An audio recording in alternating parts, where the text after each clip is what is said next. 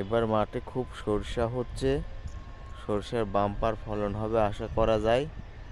দেখেন খুব খুব ভালো সরষার ফলন হবে আশা করছি। অনেকগুলো জমি দেখেন,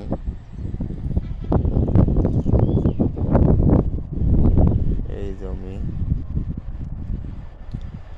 আর সরষা এখনো ওই দূরে দেখা যাচ্ছে, এখনো ফুল আছে ইকুয়েটরে। দেখেন যত দূর চোখ যায় শুধু সরষা আর সরষা। এবার কৃষকের ভালো ফলন হবে।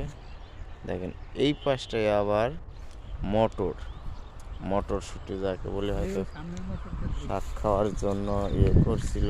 দেখেন আপনাদেরকে দেখাচ্ছি,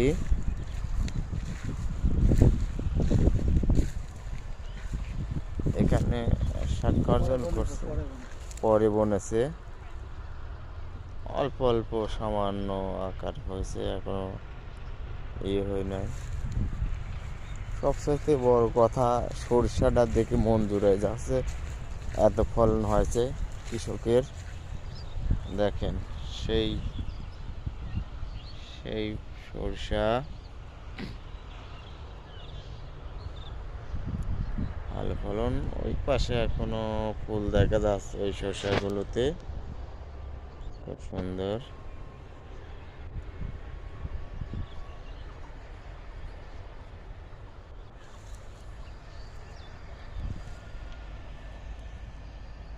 হয়তো অল্প কয়েকদিনের মধ্যে ওঠানো যাবে, হয়তো